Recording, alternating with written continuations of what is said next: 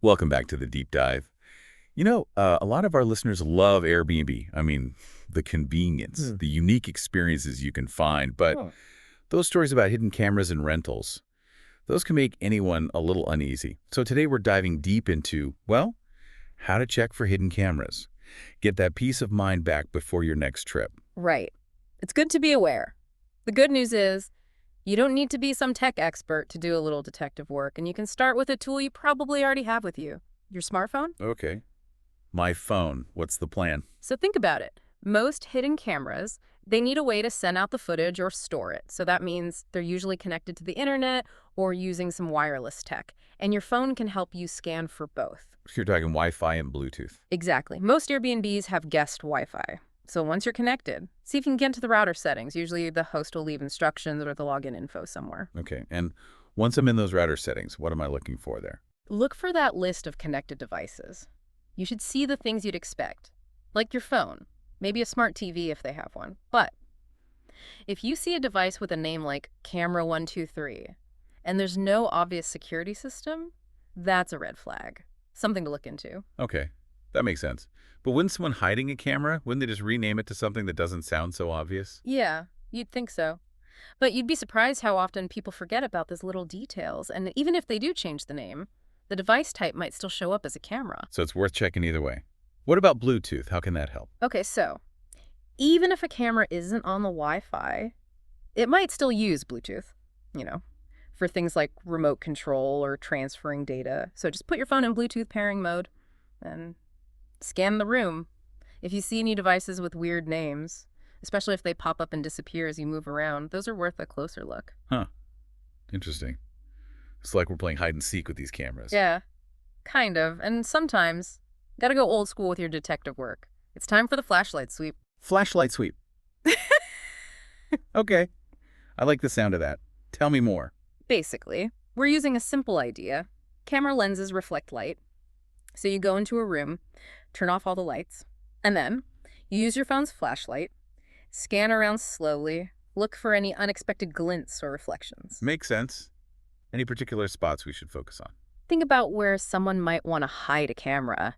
You know, bedrooms, bathrooms, maybe those high-up spots like smoke detectors. Oh, what about those vents? I've heard those can be tricky. Definitely. Vents can be tough. It's all about the angle of the reflection. You might not see it unless you're right up close. So we've got the Wi-Fi check, the Bluetooth scan, the flashlight sweep, any other high-tech tricks up our sleeve. Actually, your phone's front-facing camera, you know the one you use for selfies, it might be able to pick up infrared light. That's something some hidden cameras use. Wait, really? So we're using our phones as night vision goggles? Pretty much. Go into a dark room, use your phone's camera, look for any tiny white dots of light that seem out of place. You might want to record a video and watch it later just to be sure. That's clever. Speaking of tech, I've heard there are apps that can detect hidden cameras. Are those worth trying? There are, and they can be helpful, but they're not perfect. Some of them use some pretty cool tech, though, like detecting magnetic fields, which could mean there's electronics hidden, or analyzing reflections. So they're not a magic solution, Hmm. but they could be another tool in our kit. Exactly. Use them as a starting point. Okay. Before we wrap up this first part, I want to talk about another security concern, something people often overlook. You're thinking about charging safety. Yes, we're focused on those physical cameras, but it's important to remember the digital side of things too, especially when it comes to charging your devices in an Airbnb. Yeah, that's a really important point. We don't always think about it, but those charging stations, they can actually be a risk. Okay, so what should we be careful about? Well, most Airbnb hosts are great, but there have been a few cases of malware being installed on those charging devices. Malware. That's serious. What could that do to my devices? It could infect your phone or laptop and give someone access to your data, or even control over your camera. That's unsettling. How do we stay safe? How do we avoid that? Simplest thing, bring your own chargers and cables. If you absolutely have to use a charging station there, try plugging directly into a wall outlet. Good advice. Yeah, Better safe than sorry, especially when it comes to our privacy and security. absolutely. Welcome back to the deep dive. Last time, we were talking about all the ways you can check for hidden cameras using your phone or just some good old-fashioned detective skill. Right. Scanning the Wi-Fi network, using a flashlight to find reflections. But it's just as important to be proactive, not just reactive. So let's talk about what you can do before you even book an Airbnb to avoid those hidden cameras in the first place. That's smart. The more we know, the better choices we can make. So what should we be looking for when we're checking out those listings? First, pay attention to the details of the listing. See if the host mentions anything about security cameras, especially in the house rules or the property description. So if a listing says no cameras, that's a good thing, right? It's definitely a plus. But remember, even if it doesn't mention cameras, it doesn't automatically mean they're not there. Airbnb's policy is pretty clear. Cameras are only allowed outside, and they have to tell the guests about them.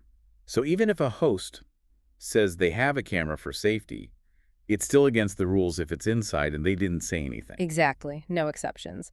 And if you do find a hidden camera, you have the right to report it to Airbnb right away. Got it. So we know we have that protection.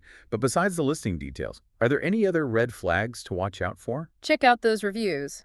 Other guests often leave really helpful info if someone's found a hidden camera before or had any privacy concerns. They might mention it in their review. True. Reviews can be super helpful. But what if there aren't any reviews yet? Like if it's a brand new listing or a new host? Then you have to be extra careful. You might want to pick a different place with more reviews. Or if you're okay with the risk, you can go ahead but do a thorough check when you arrive. Use all those techniques we talked about. It's all about weighing the risks and benefits and making a good decision. Okay, but what if, despite all that, we do find a hidden camera? What should we do then? First, document everything. Take pictures and videos of the camera where it is. If you found it through a Wi-Fi or Bluetooth scan, take screenshots of that device info. You'll need all that when you report it to Airbnb.